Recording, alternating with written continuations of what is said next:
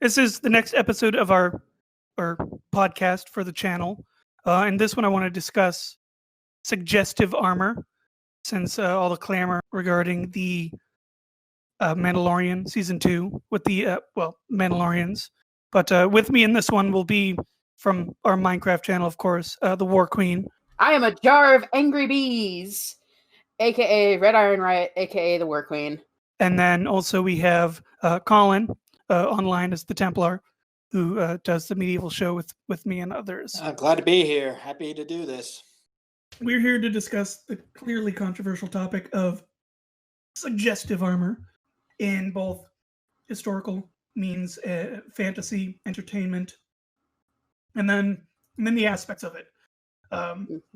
Obviously, this came up from the most recent example with The Mandalorian.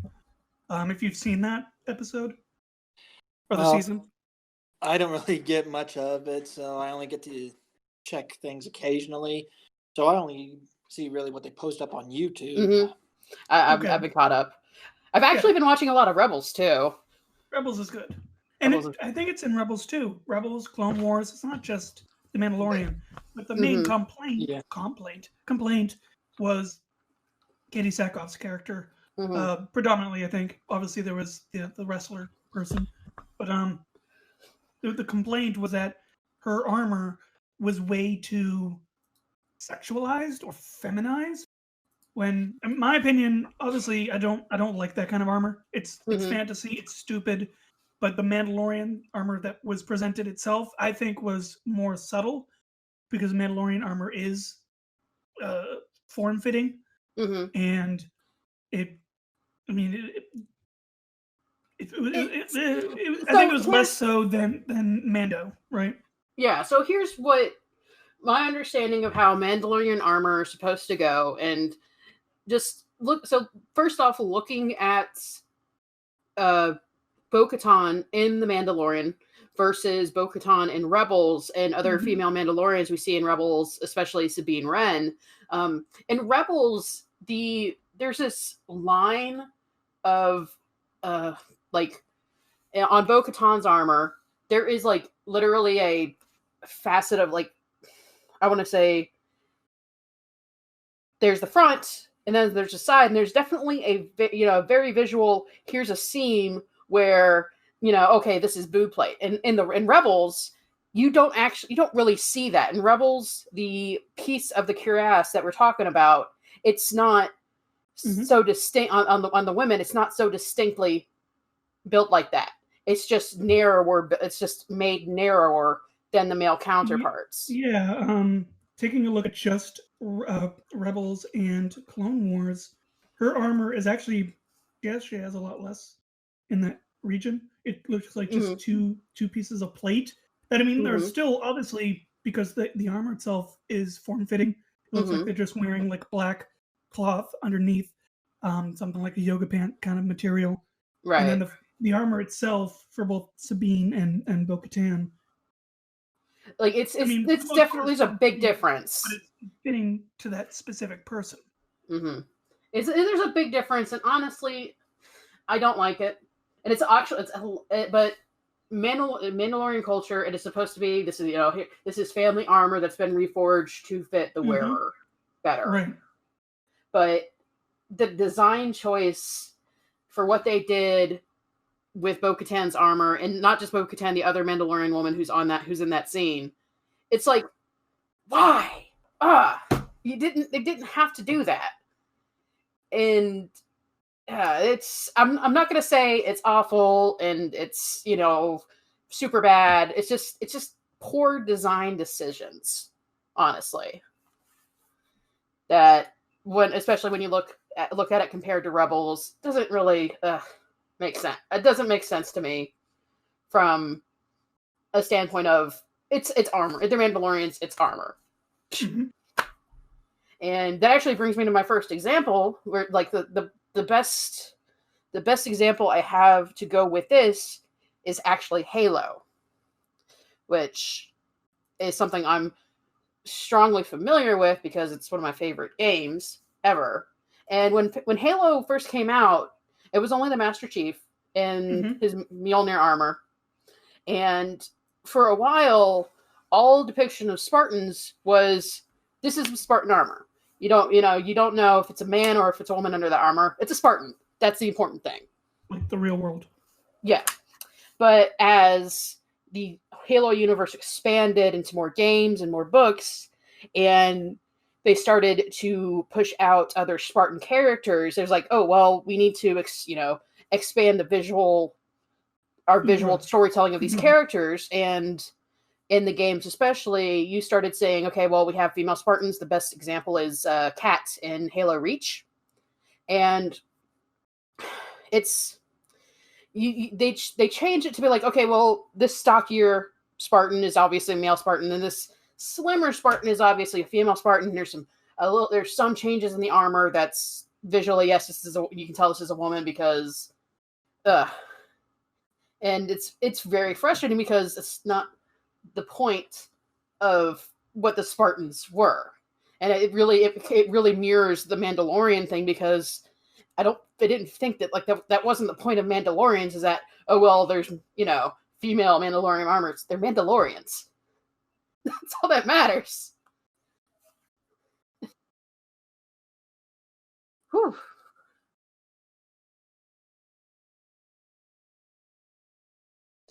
Well, when you get down to, say, the ancient Greeks, for, hoplites, they'd always over-exaggerate, the bronze muscled cuirasses.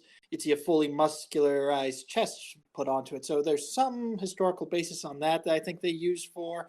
As you go later on in time, it kind of falls out of favor, and in some places they didn't really use it. They went with the simple bell shape. Right. It changes over time. The idea is that and my apologies if I'm breathing in the headphone. I probably should have plugged in the You're fine. You're good.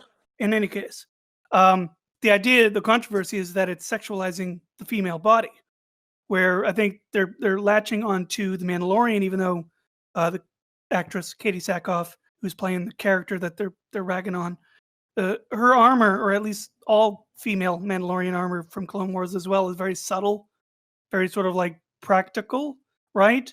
Mm-hmm. But there is obviously in fantasy and entertainment, media culture, at least in my opinion, a sort of weird sexualization of female bodies through armor, just as there is for men, which you've noticed, like I mentioned, Tim Burton. Yeah, I've mentioned that, where they overdo it, where it's, instead of being a subtle nod to it there, it's blown out. Yeah, it becomes less of a practical armor on a character that may only be wearing it as practical armor, and become something more of a frilly or fancy, obtuse show-off of the human body, like men did, or nobles did back in medieval times. Well, in medieval times, the armor was shaped to the wearer, but it had just a single size and variants put to it. Take Joan of Arc, whom in the fair we performed in 1 year. Her armor was basically shaped like that of a man's. You couldn't tell that it was a woman's suit of armor that was a woman underneath until she spoke. They didn't shape it like that. Exactly. In fact, I'm not sure if there is, because pardon my ignorance on that matter. Obviously, I didn't do the research, but I don't know if there is any evidence of female plate or any kind of specific armor for the female body. Well, most of the time when you had strong female warriors, say in the Celtic period, which we know of, and most recently in the Viking period, popular forms of armor were usually chainmail, which is kind of a one-size-fits-most. Yeah, cloth and padded too. Yeah, cloth and padded, exactly, which those are not built to a specific shape. They're like the T-shirts we wear. You throw it on and it has some malleability to it. Mm-hmm. So it's not going to be over-sexualized. These were simple, easy-to-make pieces that could usually be easily affordable. Or going back again to the Celtic time frame where you just ran out there totally buck naked. Yeah, but effectively, it's the fact of the matter is that it's practical. Exactly. Same as Brigandine. brigandine is metal and cloth, but it has the malleability to it. It conforms to the wearer to an Yeah, extent. but Um, it's not set to where you can easily tell the person underneath it is a man or a woman. right. And I think in that sense, I personally think the feminization or masculinization, if that's the word, of armor is silly in media. You know, because I mean, in the most recent example, I could look at Mortal Kombat, which I don't know if you played the new one, but I've played several things in Mortal Kombat before. yeah, After the new one. the new one they've really made strides to make what the women are wearing practical and realistic, because women aren't running into battle buck naked unless they are, but typically in the scenarios of a game like that, they're not. Typically, when you look at most of them, yeah, I kind of like really what they did with Katana, where they put her in basically a full arm thing. So she looks like she could be a ninja in that format. Yeah, my favorite is Scarlett, who is new, or at least new to this genre, but she's heavily adorned in clothing and armor, and she's cultural clothing and aesthetic, and she is just absolutely covered, even to the point of her hair and face when she's wearing that particular attire. Yeah, As that a, one, it works. It really does work. as opposed to, of course, the most recent release was Rain, Rambo, and Melina. Melina has a piece of attire that is supposed to be where you can mistake her for Kitana because obviously they're clones, but she's wearing something where her breasts are outlined with what looks like metal, right? Like a metal outlining. Yeah. And then her breasts are just literally hanging out in cloth.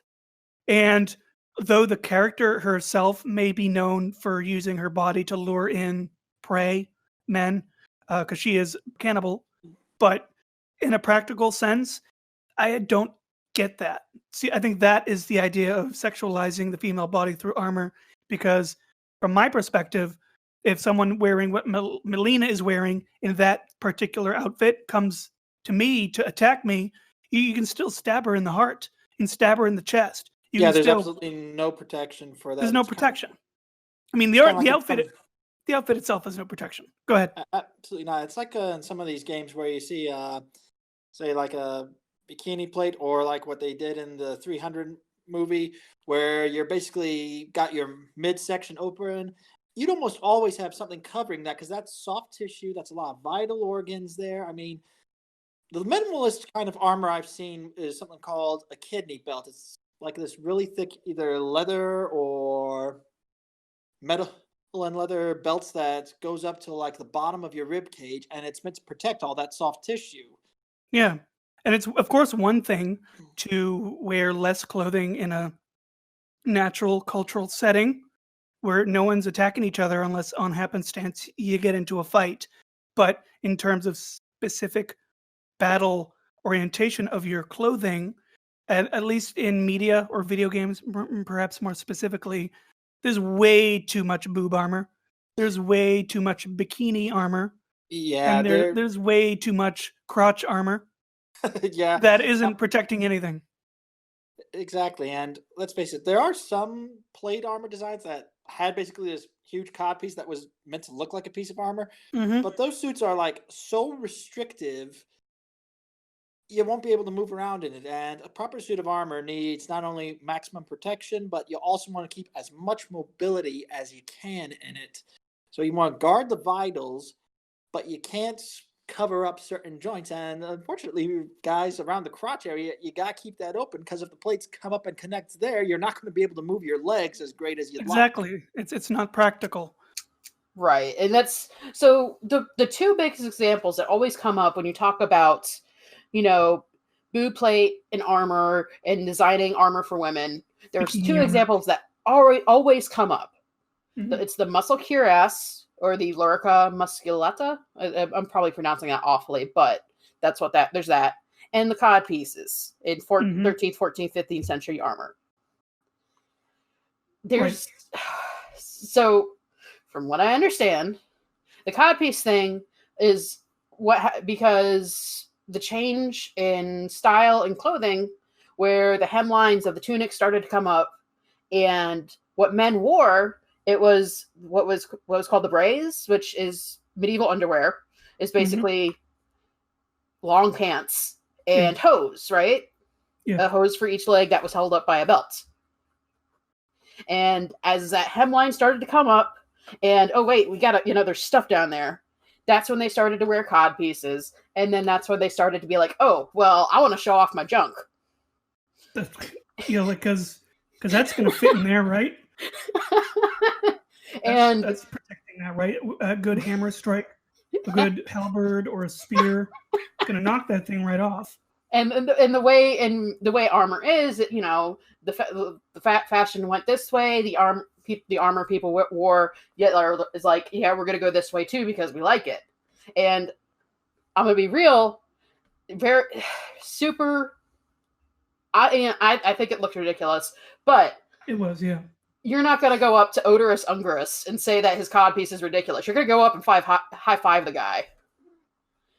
Yeah, you're gonna be like, hey, how many cods did you kill for that? Just a piece. Just a piece. But that's like one of the examples that's always come up is like all these ridiculous cod pieces that guys wore. Dudes are weird, okay? Especially when it comes to their junk. That's all I gotta say. Yeah. I think it's people with money. People with a lot of money and way too little time, and they just want to show off their crap. Yeah, and it was a predominantly male thing back then, unfortunately, because women were also badass and should have been able to showcase that. And I think, obviously, I think historically, if rich women could, I'm sure some of them would, the crazy ones.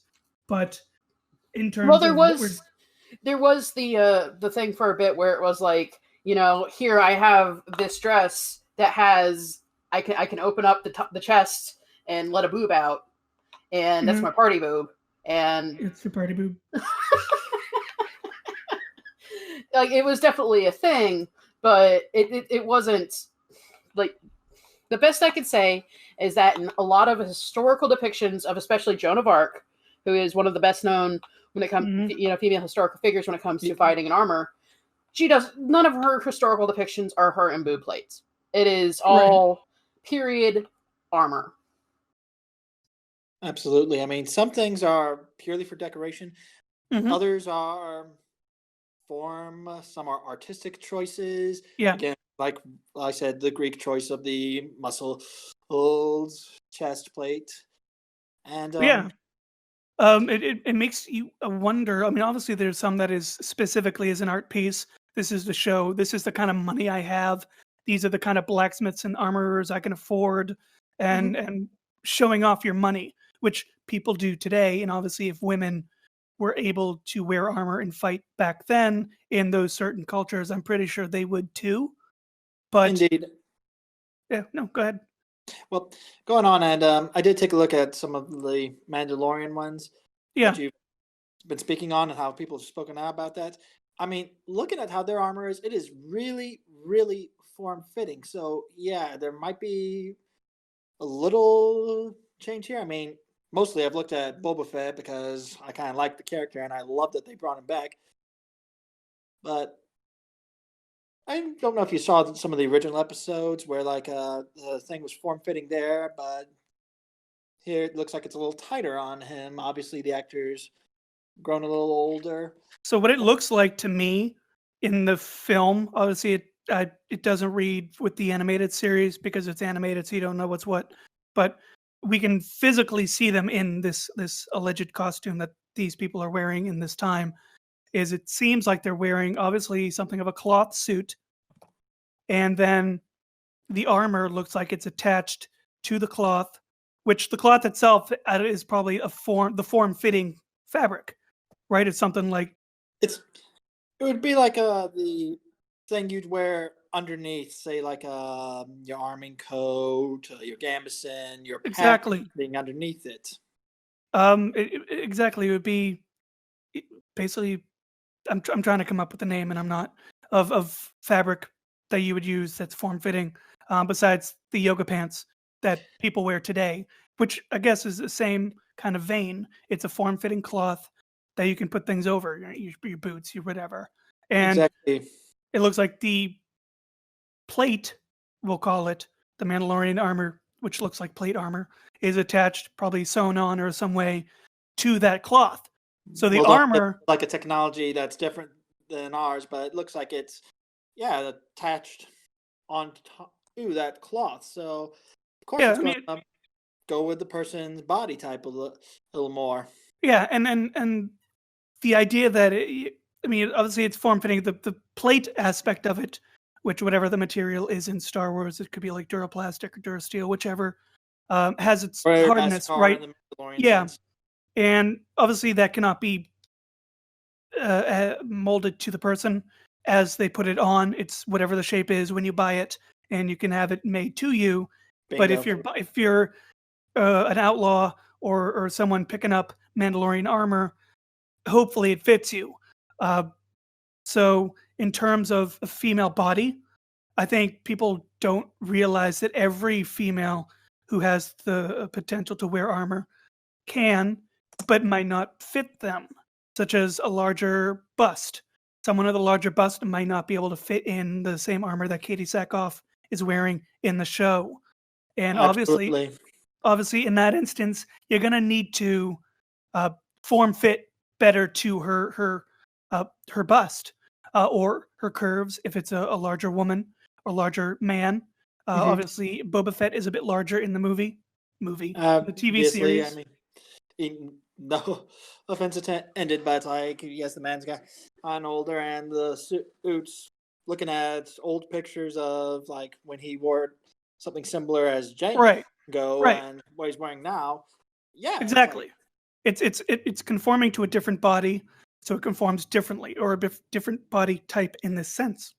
exactly. Obviously, the actor of Boba is not the actor of Boba from the original trilogy, Hmm. but it's supposed to be the same person, and people can gain weight as they get older. So you see that reflected in his armor. You see more of his body coming through in the cloth aspect than the plate, which I think would also adhere to medieval periods. Someone who is Absolutely. of a larger size or a larger bust, if it were a woman, would need armor, at least in a practical sense, to Well, conform slightly better going to to that, if the not. medieval side of things, when it came to plate armor, it's like a well-tailored suit. It has to be made specifically to one user. I don't know if you watched the old Conquest series with Peter Woodward in it, but in one particular episode, it's the tournament, and there's several people who are practicing and fighting in plate armor. They're talking about how they're either swimming in it or that's pinching them. And Hmm. that's when you can have a telltale sign that that's a suit of armor that's not made for that person. It pinches or it's floating around on you. And I kind of get that feeling looking at Mandalorian armor that that's what's supposed to be. It's a form fitting It, piece. it And it since looks it's like it's a tailor-made armor. exactly for mostly the upper chest area, it's kind of lacking a little something on your soft area, but most of the time when you're getting shot with a blaster, someone's probably going to be shooting more for your hardened area. And let's Exactly. face it, your bones are not going to stop a blaster bolt. No, and of course, same would be said of the suggestive armor in the medieval period that men would have worn with the cod pieces and with ec- just ludicrous extensions and fluffiness in areas. That's also tailor made. That is specific to a specific person, and Exactly. obviously not. Well, that in that matter is not practical, unless it was made to be practical and Well, there were and show some off. I'm suits not that sure, I've but been told about that it's like that would really just be a parade suit where somebody sit up they're sat on the horse and you can't move in the suit, but it protects every tiny inch. True combat armor, you have to have the gaps. You have to allow for that mobility. You have to allow for the person to be able to use as much of their motion as possible. mhm. When you But start taking that away, and I've actually worn armor, and even when you got it on, when you take a hit, you still feel it. You still notice it. It's not like you take a hit and you can shrug it off and no. it's like if you're in It's a if you're driving a motorcycle and you're wearing a helmet, you still feel if you roll off the motorcycle, but you're at least protected. Absolutely. That the way I look at armor is when someone was wearing a suit of armor, if they messed up on one of their techniques and they took a hit, the armor's supposed to buy you a chance to survive that hit, make up for it. Yeah, you're going to stagger, but at least you're not going to look down and see your arm on the ground or your innards lying down around you. Yeah, and the same would be for women. If women Exactly. in the medieval period were allowed to fight and have armor of that nature, obviously they would if they were noble, because noblemen did. But I think it would still be practical if it was something like plate or so, because it's still doing the job that plate armor does. If a sword strikes the bust, it's going to glance off as it would a helm while doing a joust.